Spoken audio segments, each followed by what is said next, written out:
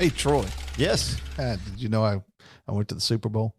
You went to the Super Bowl? I never told you that. No, I didn't know that. Yeah, man, it was so awesome. I virtually went there when I turned it on television. Oh, you got me. You virtually went. There's a difference between going to the Super Bowl, which got me excited, and virtually being there. Yeah, I've never sat in a stadium Okay. while it was being played. There's a difference, brother. There is.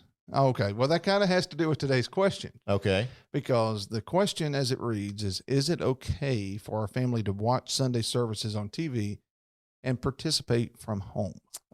So there's the idea of virtual versus being in the presence. Yeah, and without having more, to give us a context of the question, I want to clarify at the get-go that, if you're sick at home or you maybe have assembled with your church and you have an online, maybe a few time zones away and you want to watch it, is that okay to do? Certainly that's all right to do. Yeah.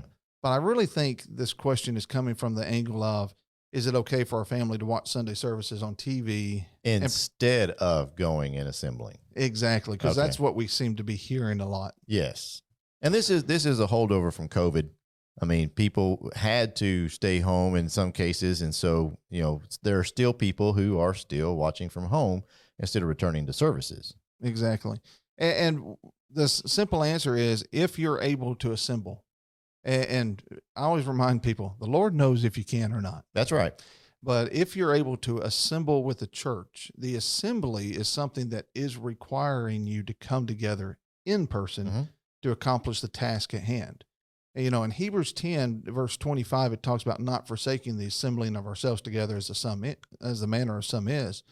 I always remind people, back up into that verse, before you get to verse 25. hmm Remember, what is the point of us coming together? Well, it's to provoke one another unto love and good works. And when you think about that one another aspect of the assembly, Exactly. it's critical, because Colossians 3:16 talks about that we are to teach and admonish one another in psalms, hymns, spiritual songs. hmm So when I sit in my house and I may sing along with something on the television or on my phone, the aspect that is missing is the one another, because as I lift my voice, I'm not admonishing my brother Great and provoking them unto love and good Great works. point. Well, that and the word ecclesia, which means assembly, is in the Bible more than 100 times in the New Testament. And so you think God wanted to tell us something about gathering together? And then over and over in places like 1 Corinthians 11, that passage we use for communion, in verse 20, it says, when you have gathered together in one place. Mhm. We see the same thing in Acts chapter 20. We always go to verse 7 to talk about the Lord's Supper there as well, and the first day of the week.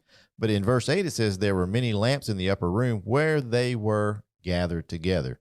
Over and over and over, the idea, as you said, of one another or being gathered together is shown as our example of what we're supposed to do as the church, the body of Jesus Christ.